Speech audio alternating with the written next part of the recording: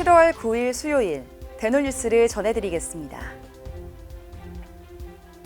틀니의 날 제정 10주년을 맞아 대한치과 보철학회가 한국인의 치아 상실과 보철 치료가 수명에 미치는 영향에 대해 연구 결과를 발표한 결과 치아 개수가 줄어들수록 사망 위험이 증가함에 따라 보철 치료가 생존율을 향상시키는 데 도움을 주는 것으로 나타났습니다.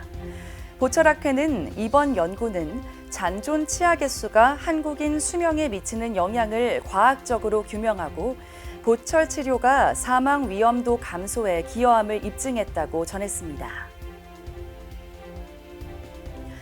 대한치과의사협회 보험위원회가 최근 2025 치과 건강보험 연수회를 열었습니다. 이번 연수회에서는 건강정책참여연구소 연구원들이 연자로 나서 건강보험 수가제도 변화에 대비한 치과 대응 방안을 대주제로 강연을 펼쳤습니다.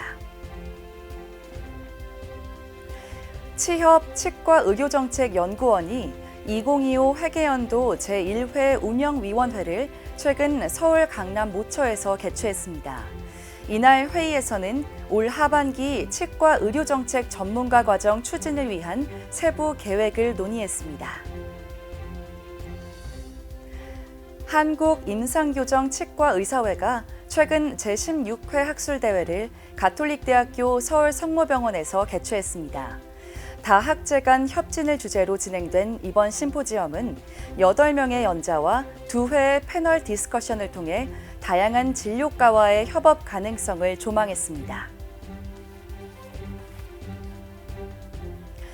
대한심미치과학회가 지난 6월 22일 서울대 치과병원에서 춘계 학술대회를 성황리에 마무리했습니다.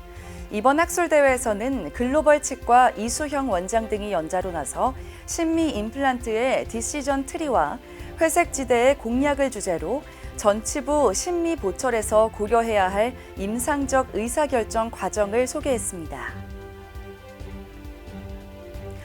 부산시가 국립치의학연구원 부산유치를 위해 최근 제3차 실무전담팀 회의를 열었습니다. 이날 회의에서는 국립치의학연구원 부산유치 전략을 구체화하고 기관별 추진 현황을 공유했습니다.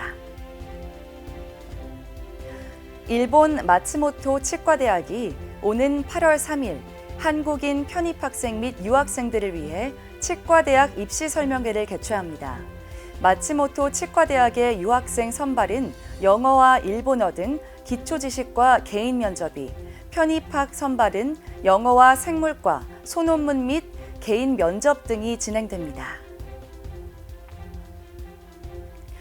강원도가 지역 주민들의 구강 건강을 위해 지난 6월 30일 구강보건 심포지엄을 개최했습니다.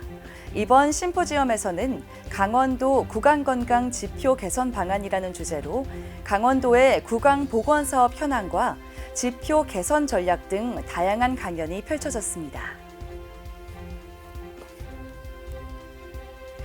전북 익산시가 이달부터 오는 9월까지 지역 내 사회복지시설 7곳을 대상으로 찾아가는 구강보건 사업을 운영합니다. 이에 시는 오는 18일 복지관을 방문해 사전 신청한 50여 명의 장애인들에게 구강보건 서비스를 제공할 방침입니다. 대한치과위생사협회 대전세종회가 최근 정신건강증진시설인 우리누리에서 스마일 이동치과진료 재능기부 봉사활동을 실시했습니다. 이날 봉사활동에서 치위협 대전세종회는 구강보건교육과 구강관리 용품을 제공했습니다. 한국치과의료기기 산업협회가 최근 중국 베이징에서 개최된 제29회 중국 북경 치과설비 및 기술 전시회에서 우리 치과 산업이 큰 성과를 거두며 위상을 다시 한번 입증했다고 전했습니다. 치산협은 이번 전시회에서 한국 기업들은 총 251건의 상담을 통해 731만 3천 달러의 계약을 체결하는 등 큰 성과를 보였다고 밝혔습니다. 더불어민주당 이수진 의원이 지난 3일 응급의료에 관한 법률 일부 개정 법률안을 대표 발의했습니다. 이 의원이 발의한 해당 개정안에는 응급의료기관장이 시설, 인력, 장비 등 운영 상황과 수용 능력 확인에 필요한 사항을 중앙응급의료센터에 통보하고 중앙응급의료센터는 이를 공개하도록 하는 내용이 담겨 있습니다. 대놀뉴스는 치과인 여러분의 제보를 기다립니다. 경조사, 인사동정, 봉사활동, 각종 행사 소식 등 치과계에 공유할 어떠한 소식도 좋습니다. 화면에 보이는 이메일이나 전화, 카카오톡 채널에 제보해 주시면 대놀뉴스에 반영 가능하고 우수 제보자에겐 소정의 상품도 드리겠습니다. 이상으로 대놀뉴스를 마치겠습니다. 고맙습니다. 임플란트 유명한 게 좋을까? 뭐가 달라도 다르겠죠. 임플란트 세계적인 게 좋을까? 뭐가 달라도 다르겠죠. 치과 의사에게 사랑받는 게 좋을까? 뭐가 달라도 다르겠죠. 오스템 임플란트!